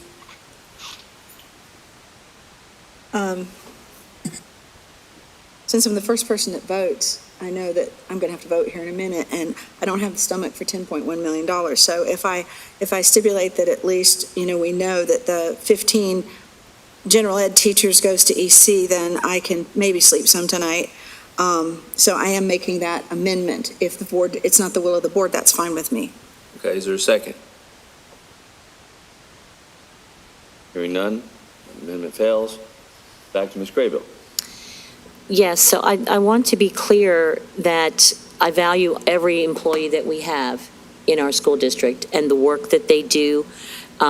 Every student probably will have, and many colleagues will have something positive to say about every one of their teachers and every one of their colleagues. So no position to me, is less important than others, and no position that we cut is less heartbreaking, that you have to let somebody, go. But it's my understanding that a lot of these positions, we are not letting people go, we are reassigning them, and that oftentimes feels bad, and people don't like that. And I once had the opportunity to switch positions where I worked and declined. And I didn't lose my job. So it was just one of those things. But I have known friends and we have known people in the community who have spoken out and been reassigned and chose not to take the job that was offered to them. That if we have all of these people over here and we have our superintendent who are committed to making sure that our students receive a high-quality education with the best people in the classrooms in front of teachers, and they have to cut down some of our positions in central office that may not be as necessary, but the people are going to be back in the classroom showing their skills, then that's all I want to say. Is that 10.1 million, I don't know that they're going to go for at all. And it's even hard to say if they're going to go for the 5.5. But, I guess we can ask, and all they can do is say, no, all we can do is 5.5. And then we have to say, okay, we will work with what we have and go back to the drawing board from what those folks are saying. So that's my reasoning for doing that. And so for people who are listening and are going to, start, firing, darts at my email board, but yeah, that's why. Thank you, Ms. Graybill. Anyone else like to speak? Ms. Mason? I think in reference to what Ms. Bradford was saying with the EC teachers, because we put all these on our priority list, they are already, I think, included, correct me if I'm wrong, in what we're asking this additional money for. Is that correct or incorrect? So they are already covered. So I think that between the EC teachers and the AIG teachers that are covered in here, I think that this ask is really important. I have the pleasure of being on the Gifted Advisory Council as well as the EC committee, and both are great resources and have really just shown me the value of what our school system does for both our AIG students and our EC students. So I think that updating this ask, hopefully it will be heard by the commissioners and we will get a yes, but really it's all we can do is ask. Ms. Craybill is correct. All we can do is ask and hope that they will. Any other board members? Ms. Walker and then Ms. Bradford. Okay. I guess we're getting ready. We have another motion on the floor, but I just will say, obviously we lost that last motion, but I'll just say I've not been happy with this process, how it's gone, in the fact that I've sat and listened to other elected bodies talk about us and assume things, and I'm sitting there going, I've not heard these conversations. And so that for me is a problem. I wasn't, I wasn't familiar with the fact that, the large amount of cuts will hurt this district, and it will not uphold our strategic plan, which I'm looking at now: academic performance, student safety and wellness, supportive environment for teachers and staff, equity, diversity, inclusion, family engagement, community partnerships. I just think that the cuts are going to hurt our strategic plan and what we've promised to do in our district. So that, I'm obviously not articulating the best I could. My brain is full of a lot of numbers and I'm confused, but I'm not confused on the fact that I've just not been happy with how this process has gone, and I don't feel good with the cuts. So I appreciate all the hard work you guys are doing trying to work this out, but I just wanted to put that out there before we voted. Thank you, Ms. Walker. Ms. Bradford? I echo Ms. Walker's comments. I'm totally not happy with this process. I'm not happy with the lack of what I see as transparency and involvement. And the voters are going to believe that I minutely, went through this budget and made my suggestions and battled for this and that, when I've really done literally nothing. And I understand everyone's heart, but I'm a business owner, and I know that if I put myself out on a limb and say, okay, I'll just spend more than I have for 1 more year, because it feels really good to do that, and I want to do it, but we'll be back in the same spot exactly a year from now. And I didn't hear in the motion to freeze positions, so we'll be 100% back in the same spot in 1 year, and we'll have a different board. So I want to secure some of this, but I cannot vote for a $10 million ask. I can't do it. I could get in the sevens or pushing towards 8, but I can't do it. So I just want you to know that's why I'm going to vote against it. I know you're probably going to all vote anyway, and it's going to pass. But I just can't ask. We have to learn to live within our means, and the economy is shrinking right now in a drastic way. The county commission is shrinking. Next year, they'll have more money, so maybe that's what we're counting on. We'll ask for more now, and then they'll give us extra more next year. They'll just duplicate. But this isn't fiscally sound, and I can't do it. Barnhart? Thank you, Mr. Chairman, and thank you, my fellow board members, for your comments. I think one of the things is I've been vocal that the funding model can definitely be improved on all levels. But one of the things that we do is we submit grant funding. We currently have a grant-funded ask, and it estimates about $2.7 million that would help us cover some of this increase. So I hear what you're saying, Ms. Bradford, and I appreciate your words. I think that potentially, because any time now, right, we could hear back about this specific endowment ask that we currently have in place that will support our staff and our district and be beneficial to our community. And so I would say, I think it's better to have on paper an ask that we can talk to them about and understand if we get the endowment ask, we would still be able to have this sort of operation, which encompasses our priorities as a board that we'd like to see and supports our students with a decrease of roughly $2.7 million if we get this endowment ask, which I know they're all rooting for us to get that. We just don't know the answer yet. And the other thing I'm going to say is I know that we're going to continuously go after these grant funding cycles. They're just not open right now. And so that's another thing that we're not just saying done. I know we have a legislative committee on the agenda to talk about some things to bring forward the board that we can actually continuously have these conversations. So it's not just this is a done conversation, but I do understand and I hear the concern of the 10.1 because sustainability is important. And it sounds like currently right now 5.5 is sustainable, which means, and I'm going back and forth of concern that I have because I don't want to be in the same situation next year. I don't want to be in the situation to have to cut. And I do think it is a partial cop out to say, well, we'll just deal with it next time. But I do think that we currently have multiple asks on the table with the endowment that would help us keep that sustained model with a decrease for what we're asking on the county. But that 10.1 would be the ideal spot to be at. Less the 2.7, potentially it would be a differential of 1.9 more.